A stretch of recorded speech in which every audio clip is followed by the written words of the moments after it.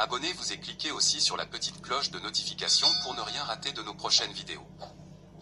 N'oubliez pas de partager aussi la vidéo et de la liker.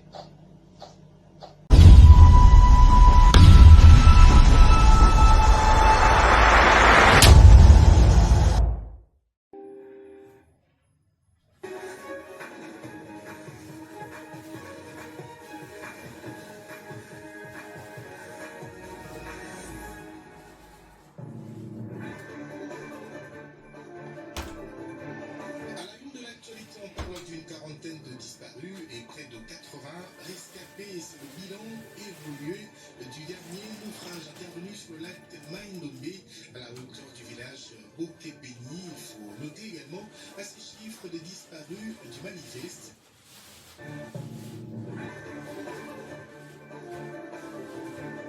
Et puis, accident de circulation à Kinshasa, on continue en compter le cas de celui ayant fait près de 10 morts au quartier Gramalit dans la commune de Galima, ici à Kinshasa, au dernier conseil de ministres présidé par la première ministre, chef du gouvernement, le vice-premier ministre, ministre en charge des transports, voies de communication et désenclavement, ainsi que celui des infrastructures et travaux publics ont été chargés d'accentuer le service de contrôle technique qui du reste est obligatoire.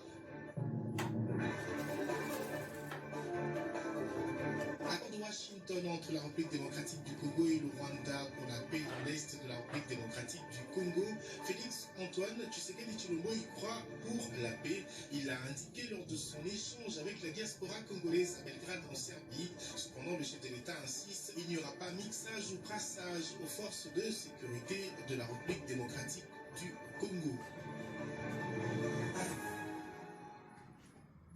Nouveau journal sur votre télévision, bienvenue à toutes et tous. On en parle encore de ce drame dans l'actualité. Plusieurs personnes ont péri dans la noyade survenue dans la soirée de jeudi 27 novembre 2025 sur le lac Mai-Ndombe à la hauteur du village Bokebeni, une localité située à plus de 100 km de la ville d'Inongo. Parmi les naufragés, on dénombre une quarantaine de rescapés, sans compter les disparus faute du manifeste. Aussitôt informé du drame, le gouverneur de la province de Mai-Ndombe, Lebon Koso Kebani, s'est rendu sur le lieu pour palper du doigt la réalité, puis réconforter les familles éprouvées et apporter une assistance sociale aux rescapés. Suivez. Plusieurs personnes, parmi lesquelles les femmes, les enfants, les hommes, dont un diacre récemment consacré, ont péri dans le naufrage d'une baleinière survenue dans la soirée du jeudi 27 novembre vers le village Bokebeni, à plus d'une centaine de kilomètres de la ville d'Inongo, une localité située au milieu de la ville d'Inongo et la cité de Koutou sur le lac Mai-Ndombe. Selon les sources officielles, déjà 82 rescapés sont visibles, mais il est difficile de dénombrer les disparus ainsi que ceux qui sont noyés faute de la présence du manifeste. Pour l'un des rescapés, le vent violent accompagné d'une forte pluie ainsi que le manque de collaboration entre les deux conducteurs sont à la base de cette noyade. Voilà, vous voulez bani mabe à Baketua. Voilà vers 15h30, pour que vous soyez à 16h. Mais moi, il y avait de la guana, ils ont son été, Namboula, na mouké de Malamoko, n'a passé à 16h. Donc c'est forcé, tout le monde a beaucoup. Quand il a dit le bosso, il passe à 6 jours d'affaires.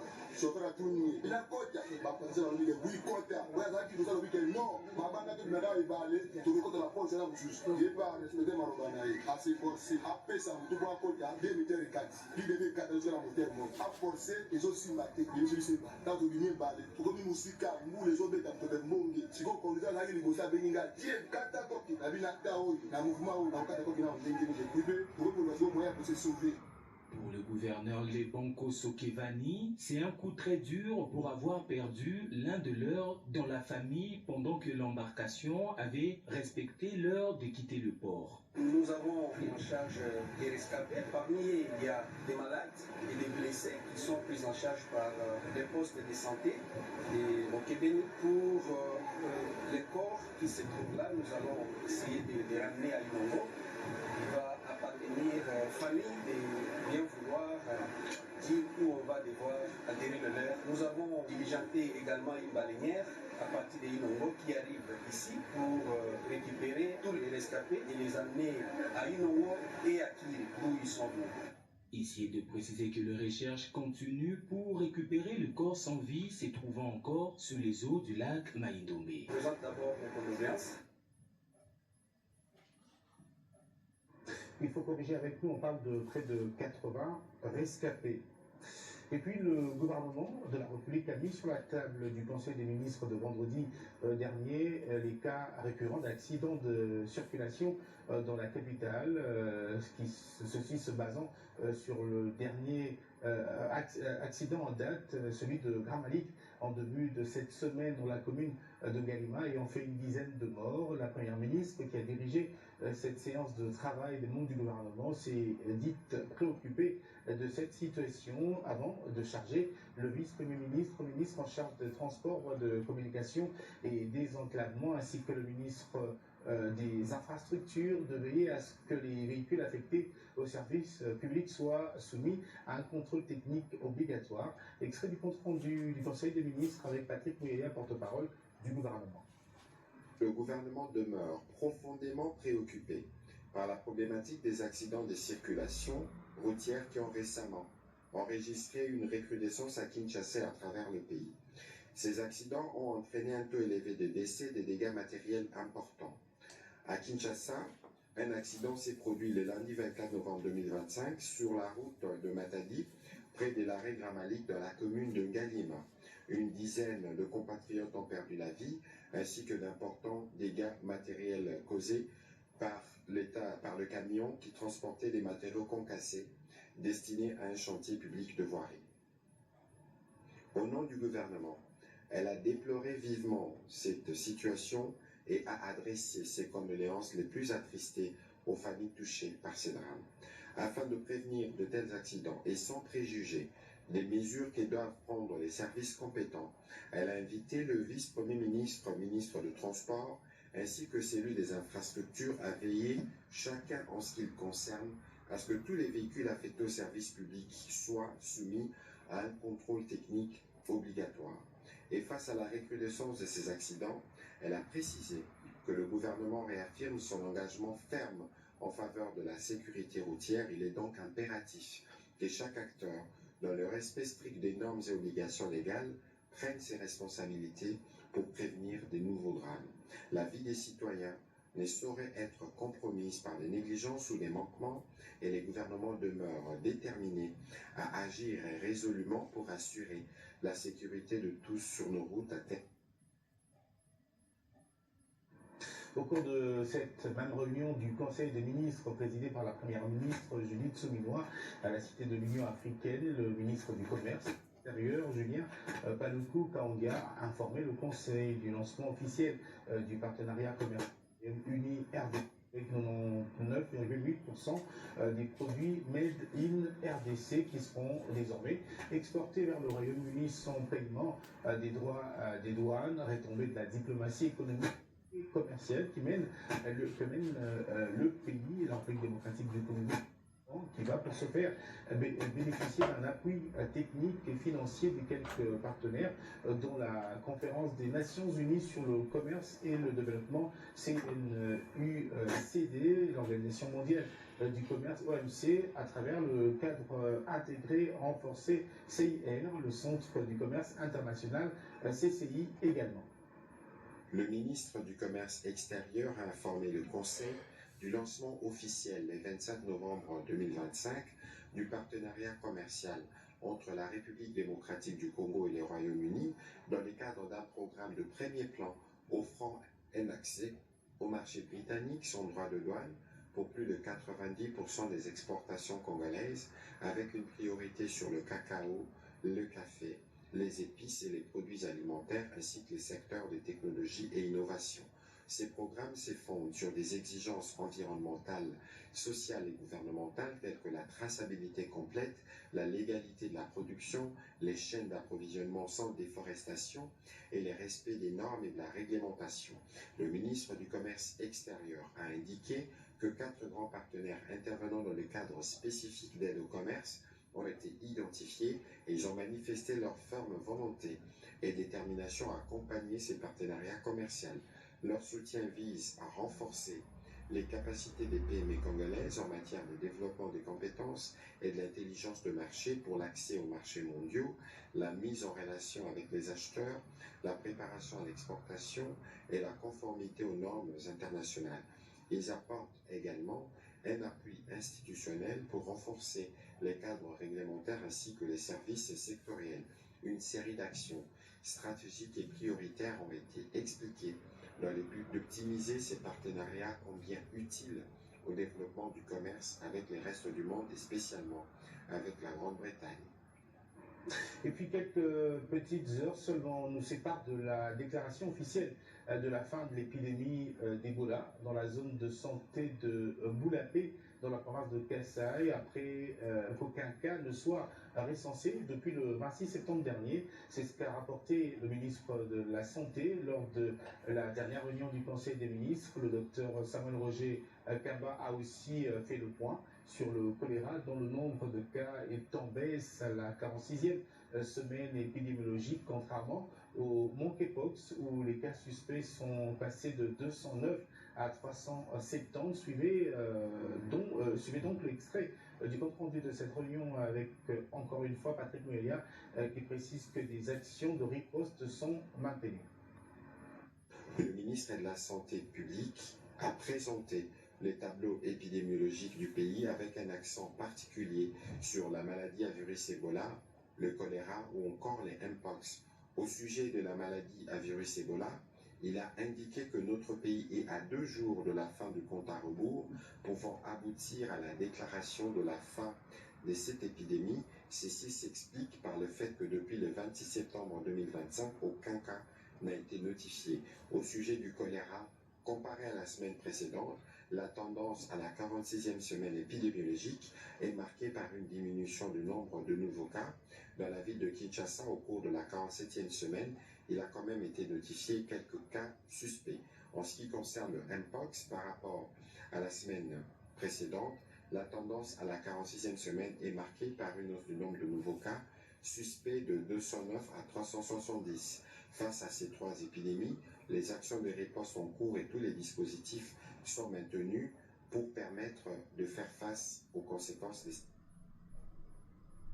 On va changer de chapitre pour parler de cette déclaration du chef de l'État, Félix Antoine Tshisekedi Tshilombo, en séjour à Belgrade, en Serbie. Le chef de l'État s'est adressé vendredi à la diaspora congolaise de ce pays d'Europe centrale.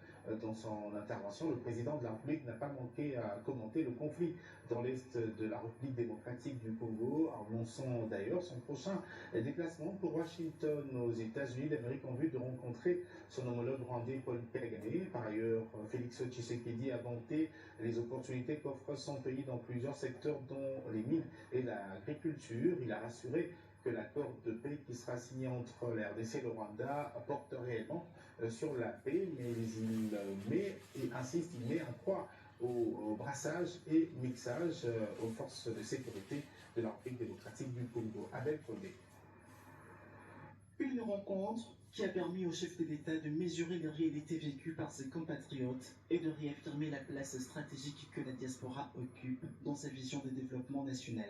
Dans son intervention, Félix Tshisekedi a salué l'unité et la résilience de la diaspora congolaise en Serbie, rappelant son rôle stratégique dans la protection de l'image de la RDC à l'étranger. Devant la diaspora, il a annoncé son déplacement dans quelques jours aux États-Unis d'Amérique. Je me rendrai à Washington pour entériner l'accord signé avec le Rwanda sous l'égide des États-Unis et qui a déjà été rendu public en toute transparence. Mais ne vous laissez pas berner, on fera ni brassage ni mixage, a déclaré Félix Tshisekedi. Faisant la restitution de son point de presse animé conjointement avec son homologue serbe Alexander Vučić, Félix Tshisekedi a vanté les opportunités qu'offre la République démocratique du Congo dans plusieurs secteurs, dont le mine et l'agriculture. Mon pays, la République démocratique du Congo, offre plusieurs opportunités aux pays qui voudraient partager un partenariat avec nous. Nous avons plusieurs secteurs dans lesquels il y a des opportunités. Je pense ici au secteur minier, mais également au secteur environnemental, agricole, infrastructurel et bien d'autres secteurs. À l'issue de leur tête-à-tête ce même vendredi à Belgrade, les présidents congolais et serbes ont réaffirmé leur engagement d'élargir la coopération entre leurs pays par le développement des secteurs tels que l'agriculture, la défense, l'éducation, la santé et la jeunesse. Qu'en est-il de la gestion de la ville-province de Kinshasa par le gouverneur Daniel Bumba? Une enquête a déjà été lancée à ce sujet par le vice-premier ministre, ministre en charge de l'Intérieur. Cette fois, c'est maintenant l'Assemblée provinciale qui veut en savoir un peu plus sur sa politique générale de gestion. On fait le point avec Présent Goudia et Patrick Ngou. Le sujet a été évoqué au cours de la plénière de vendredi. Le député provincial Aubin Moukanou Issoukama a saisi la présidence de l'organe délibérant dans une correspondance pour interpeller officiellement le gouverneur de la ville, Daniel Bumba. Il veut que le gouverneur vienne présenter l'évaluation à mi-parcours de la politique générale de son gouvernement. Pour Moukanou Issoukama, cette démarche vise à obtenir des éclaircissements précis sur l'exécution des engagements pris par le gouvernement provincial depuis l'investiture de Daniel Bumba. Il faut noter que l'Assemblée provinciale de Kinshasa a parallèlement déclenché des enquêtes dans plusieurs autres institutions de la province. Ce même vendredi, les députés ont adopté 2 rapports présentés par la Commission économie, finances et contrôle budgétaire sur les missions parlementaires de contrôle budgétaire et de gestion de l'autorité de régulation et de gestion de la publicité de Kinshasa pour la période allant de 2023 au premier trimestre 2024, ainsi que sur la direction générale des recettes de Kinshasa pour la même période. Selon le rapporteur de circonstance, le député provincial Guy Moulenda, plusieurs recommandations ont été formulées à l'attention du gouvernement provincial, de la DGRK ainsi que de l'ARGPK à l'issue de la délibération. Le rapport recommande de mettre à la disposition de l'ARGPK dans les meilleurs délais des textes législatifs et réglementaires dont les dits fixant les procédures de recouvrement des droits, taxes et redevances de la publicité extérieure revenant à la ville de Kinshasa ou encore les dits fixant les modalités de contrôle, des poursuites et de démantèlement des banderoles, affiches et panneaux publicitaires non conformes aux obligations administratives, fiscales et techniques en vigueur. On poursuit ce journal. Le projet de réforme de la loi foncière présenté par la ministre des Affaires foncières Onej Ntsele a été jugé recevable et adopté après débat au Sénat. Ce vendredi 28 novembre, ce texte de loi contient des innovations et réformes modifiant la loi de 1973. 5 jours ont été accordés à la commission mixte pour harmoniser les vues. Le reportage ici est signé Lisette Kenga Kelekelo et Timothée Pierre Boula. 2 points inscrits à l'ordre du jour de la plénière de ce vendredi 28 novembre au Sénat. La prorogation de l'état de siège dans une partie du territoire national et l'examen du projet de loi révisant le régime foncier et immobilier. Ce texte, déjà validé par le gouvernement et adopté par l'Assemblée nationale, a été présenté par le ministre des Affaires foncières, Onej Ntsele. La réforme porte sur la modernisation de la loi foncière et prévoit notamment l'interdiction de céder les terres frontalières aux étrangers, la suppression des redevances en nature, la numérisation des données foncières pour sécuriser les titres et la création du mercurial pour réguler le marché, ainsi qu'un renforcement des sanctions contre les infractions. La mise en place d'un site internet proposé par l'honorable 2e vice-président est déjà prise en compte dans cette réforme, dans sa question observation technique ou propositions spécifiques quant à l'inscription ou à la modification des articles. Nous restons disponibles pour les échanges plus poussés avec la même rigueur lors des travaux de la commission. Plusieurs interventions ont caractérisé la plénière, notamment celle du sénateur Jean-Manissa Saïdi, qui suggère une harmonisation avec les autres secteurs, notamment miniers. D'autres sénateurs, à l'instar de Célestin Vunabandi, ont également formulé quelques recommandations. Le texte adopté a été renvoyé à la commission mixte pour harmoniser les vues. 5 jours leur ont été accordés. Conflictualité qui surgit au niveau ce journal, on parle également de cette bonne nouvelle pour les usagers de la route nationale numéro 1, tronçon Kikwit-Kenge dans la province de Mai-Ndombe. Le gouvernement congolais, à travers le ministre des Infrastructures et Travaux publics, a lancé les travaux d'urgence anti-érosifs sur ces taxes qui étaient dans un état de délabrement très avancé. Ces travaux viennent ainsi mettre fin au calvaire longtemps enduré par les usagers. Blanchard Baïdé, Abel Kodé, signe son reportage. Kikwit-Kenge, la route nationale numéro 1, longuement menacée par de graves affouillements et stagnation d'eau, a retrouvé sa stabilité et sécurité grâce aux travaux d'urgence anti-érosifs lancés par le ministre des Infrastructures et Travaux publics, John Banzabunga. Depuis plusieurs mois, le PK 276+600 représentait un point critique. Sous les fortes pluies, l'eau stagnait sous la chaussée, l'érosion avançait dangereusement et la route risquait d'être isolée, menaçant la mobilité dans toute la province du Congo. Face à cette situation, le ministre avait dépêché une mission technique mixte, avec à sa tête le conseiller en charge du suivi, Junior Onema Lemba, pour évaluer la stagnation des eaux et contrôler les travaux d'urgence réalisés par l'Office des routes. Les constats étaient alarmants. Les collecteurs primaires de 505 mètres, destinés à évacuer des eaux pluviales, n'étaient achevés qu'à 75%. Les 128 mètres restants, indispensables pour rejoindre l'exutoire naturel, bloquaient l'évacuation complète des eaux. À cela s'ajoutait un canal provisoire insuffisant et l'absence de caniveaux sur le tronçon bétonné exécuté par Sino Hydro, concentrant le ruissellement sur la chaussée et alimentant directement le front d'érosion. Les experts ont également relevé 17 mètres des collecteurs emportés avant prise du béton, des affouillements profonds et 2 nouvelles têtes d'érosion actives en amont. Autant des signes d'une route nationale numéro 1 extrêmement vulnérable, dépourvue de tout système d'assainissement latéral. Depuis l'intervention du ministre, la situation s'est sensiblement améliorée. Les travaux anti-érosifs ont été renforcés, le tronçon endommagé réhabilité et la stabilisation du site progresse rapidement. La RN1 à Kikwit sort de sa zone de danger et retrouve sécurité et mobilité, redonnant espoir aux populations locales. À titre de rappel, en septembre dernier, John Banza avait effectué une visite de terrain dans la province du Congo, inspectant plusieurs chantiers routiers et ouvrages de lutte anti-érosive. Sur le PK 276+600, il avait exigé une cartographie complète des zones érosives le long de la RN1, notamment dans les Kwilu, afin d'anticiper les risques avant la saison des pluies. Grâce à ces interventions, la RN1 renaît et illustre l'engagement du gouvernement à sécuriser les infrastructures et protéger les usagers.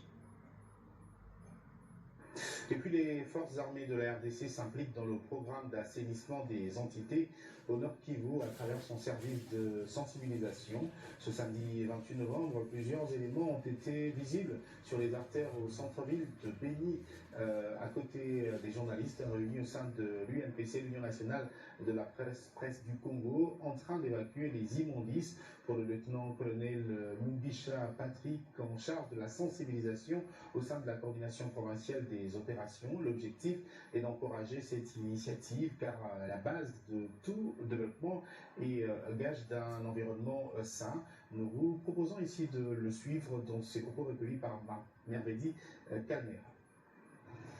L'objectif, c'est que tous nous devons prendre en considération que la propriété de notre ville doit nous préoccuper tous. La force de l'armée, la force, c'est d'abord la bonne santé. Si vous n'êtes pas bonne santé, on ne peut pas vous coter parmi les agents prévus pour défendre notre pays. Alors, pour être à bonne santé, c'est d'abord l'assainissement de nos milieux. C'est ainsi que nous tenons à rendre propre d'abord notre milieu. Dans l'armée, on commence d'abord par l'assainissement. C'est ainsi que chez nous, on parle de corvée. Corvée matinale, c'est prévu, c'est obligatoire tous les jours. C'est cette pratique que nous voulons encore restaurer et remettre dans la vie quotidienne. Ce n'est pas la première ni la dernière, c'est juste une activité continuelle pour éviter les maladies nous devons rendre propre notre milieu. Ce n'est ni l'affaire du maire de la ville, ni de notre excellence le gouverneur, c'est l'affaire de tout le monde. D'une province à une autre, le gouvernement de la province du Tanganyika séjourne depuis mardi dernier dans le territoire de Manono. Dans le cadre de sa tournée d'itinérance, Christian Kitongwa Mukeba a communié avec la population, sa population, avec qui il s'est entretenu, notamment sur des questions qui touchent à la vie sociale et sécuritaire de cette province. Détail, Bénédicte Ndembe, Patrick Ngouo.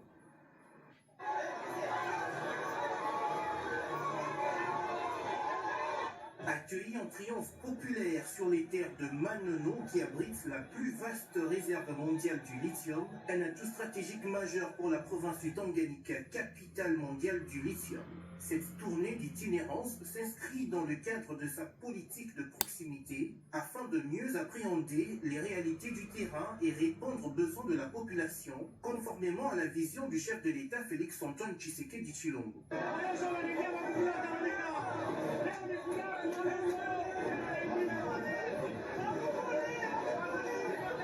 La procession s'est ensuite ébranlée jusqu'au stade Mbutuli-Wabana où le gouverneur s'est adressé à la population. Passant du social jusqu'aux questions sécuritaires, le gouverneur Christian Kitongwa tient au bien-être de toute sa population. Pour nous remercier de la chef de l'État mondial lui permettre de vivre à Manono, à la ville. Nous appelons à nous saluer, partir pour saluer.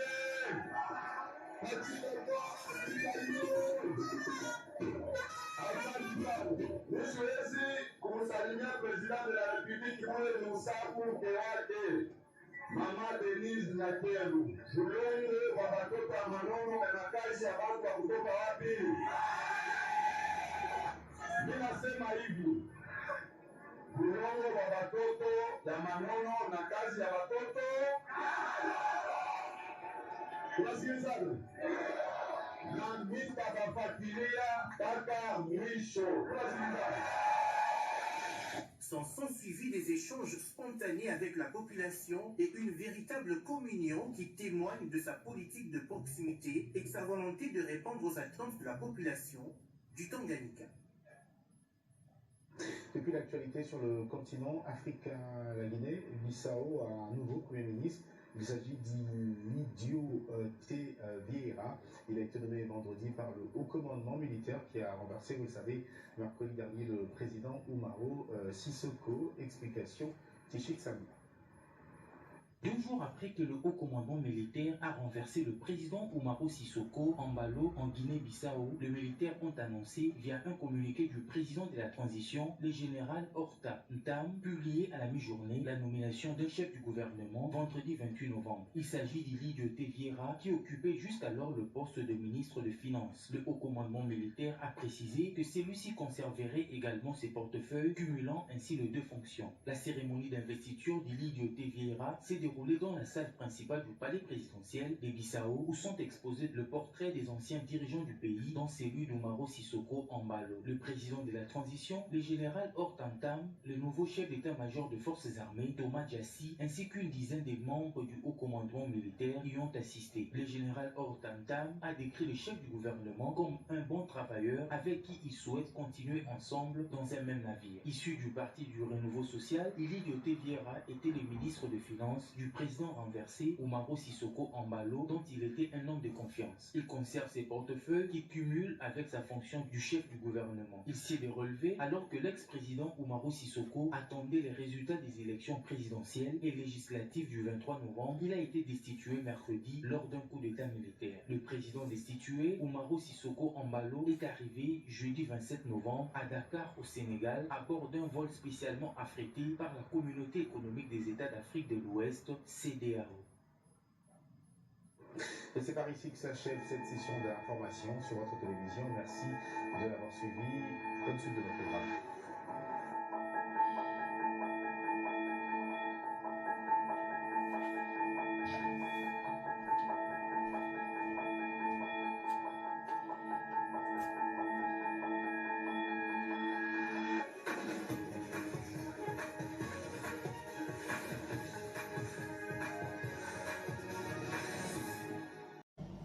Abonnez-vous et cliquez aussi sur la petite cloche de notification pour ne rien rater de nos prochaines vidéos.